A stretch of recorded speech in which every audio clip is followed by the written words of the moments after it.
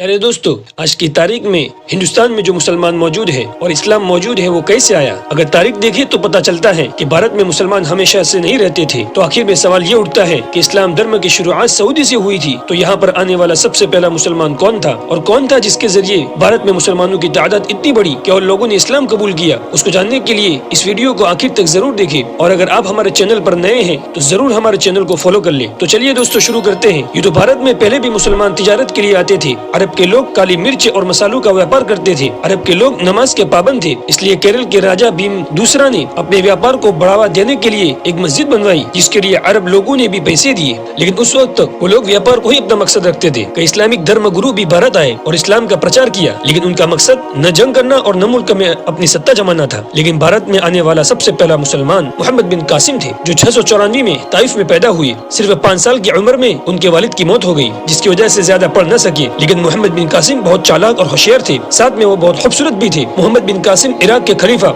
हज्जाज इब्न यूसुफ के भतीजे थे, इसीलिए वो बहुत ही कम उम्र 17 साल में फौज में भर्ती हो गए और काफी होशियार सिपाही बनकर साबित हुए। दोस्तों, असल कहानी की शुरुआत यहाँ से होती है। हमारे मुल्क में सिंध राज्य हुआ करता था, जो अभी पाकिस्तान में मौजूद है। सिंध पर राजा ताहिर और उसके भाई दसिया दोनों आधे आधे शासन करते थे। इन दो भाइयों में लड़ाई उस वक्त शुरू हुई जब राजा ताहिर ने पंडितों के कहने पर अपनी सगी बहन से शादी कर ली, क्योंकि पंडितों का कहना था कि वो बड़ी किस्मत वाला है, जो भी इससे शादी करेगा वही इस राज्य पर राज करेगा। इस बात की जानकारी राजा दसिया को हुई तो उसने भाई राजा ताहिर पर हमला करने का फैसला कर लिया। जब तक राजा दसिया राजा ताहिर पर हमला करता, इससे पहले इसको अचानक चिचक की बीमारी हो गई और इसी बीमारी के चलते इसकी मौत भी हो गई। उसके बाद राजा ताहिर बड़ी अकड़ और घमंड से अपनी हुकूमत में राज करने लगा, क्योंकि उसका पूरा सिंध पर अकेले का कब्जा हो गया और उसने अपने पंडितों पर और ज्यादा भरोसा करने लगा। राजा ताहिर एक जालिम और कट्टर दिल इंसान था। वो अपनी जनता पर बहुत जुल्म करता था और सारी जनता उसके जुल्म से परेशान थी। इसी दौरान श्रीलंका के गवर्नर ने इराक के गवर्नर को बहुत सारे तोहफे दिए और तोहफे देने के लिए किसी को जहाज में रवाना किया। इस जहाज में कुछ औरतें और मर्द हज को जा रहे थे। जब ये जहाज सिंध की तरफ से निकला तो लुटेरों ने उसे बंदरगाह पर लूट लिया और उसमें सवार सभी को मार डाला।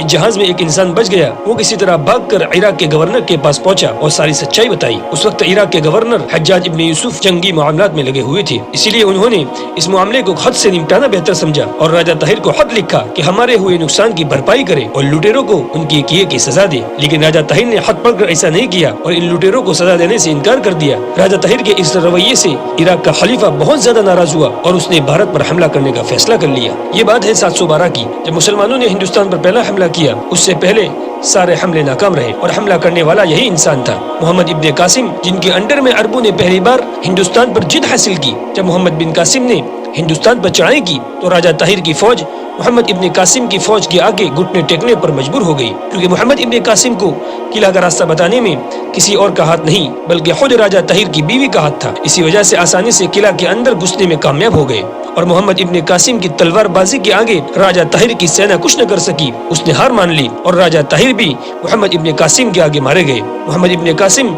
इस किले को फतह करने के बाद सिंध के दूसरे इलाकों पर हमला किए और उन्हें भी जीत लिया। आहिस्ता आहिस्ता एक दिन ऐसा भी आया कि सारे सिंध पर अरबों का कब्जा हो गया और मोहम्मद इब्न कासिम ने सिंध पर अपनी हुकूमत कायम की। मोहम्मद इब्न कासिम ने 4 साल तक सिंध पर हुकूमत की। मोहम्मद इब्न कासिम ने अपनी हुकूमत बनाने के बाद ये ऐलान किया कि जो लोग खुशी से इस्लाम कबूल करना चाहते हैं वो उसको कबूल कर ले और जो लोग अपने पहले मजहब पर रहना चाहते हैं उनके लिए पूरी आजादी है। किसी के साथ कोई जबरदस्ती नहीं की जाएगी। सभी को अपने अपने तरीके से पूजा पाठ करने की इजाजत दी गई। मोहम्मद इब्न कासिम गरीबों और अमीरों के साथ भी भेदभाव नहीं करते थे, वो सबसे एक तरीके से मिलते थे। मोहम्मद इब्न कासिम के बारे में ये बात बड़ी मशहूर है कि उनका बात करने का अंदाज बहुत मीठा था। ये अंदाज ही उन्हें लोगों के दरमियान खास बनाता था। सभी लोग बड़े खुश थे और हुकूमत भी ठीक ठाक चल रही थी। कहते हैं वक्त किसी का दोस्त नहीं होता, वो कब मिजाज बदल दे कोई कह नहीं सकता। मोहम्मद इब्न कासिम की दर्दनाक मौत से ही अंदाजा लगाया जाएगा कि वो इंसान जिसके आगे बड़ी बड़ी फौज भी हार मान जाती थी, जितनी कम उम्र में सिंध को फतह कर दिया था, इतनी कम उम्र में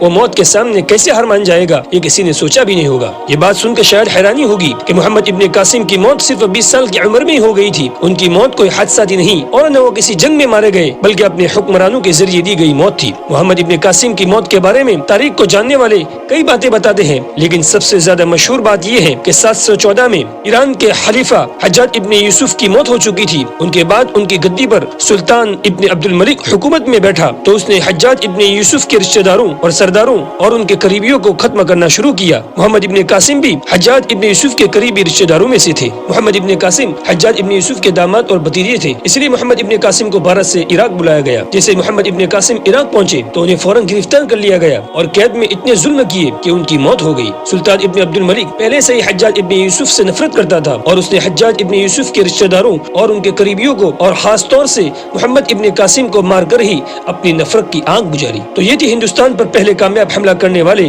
محمد ابن قاسم کی کہانی۔ دوستو، آپ کو یہ کہانی کیسی لگی کمنٹ کر کے ضرور بتائیں، اور اگر آپ ہمارے چینل پر نئے ہیں تو ہمارے چینل کو ضرور فالو کر لیں۔